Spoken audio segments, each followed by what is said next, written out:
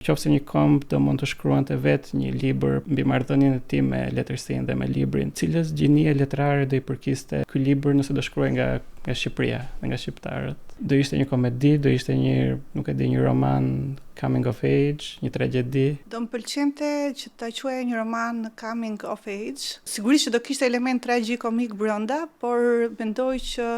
romani Një kombi në raportin e tij me letërsinë nuk është një roman i lehtë për të shkruar dhe rasti i Shqipërisë, Një kombi me një histori të jashtëzakonshme do të thosha, siç është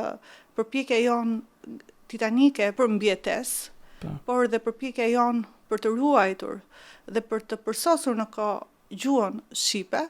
mendoj që do të ishte një roman i cili do të kishte pikërisht protagonist një personazh i cili përpiqet të kuptojë vetveten, duke ndërtuar, teksa përpiqet të ndërtojë një identitet të ri në realitetin post-komunist, kur flitet për faqet e letërsisë, për faqet e kombit shqiptar, i cili ka pasur histori të lavdishme, por edhe histori faqe jo të bukura siç është vuajtja gjatë komunizmit. Sigurisht që këtij romani i mungojnë shumë pasazhe të tjera, të cilat unë nëse do isha autorja do t'ja vendosja me shumë dëshirë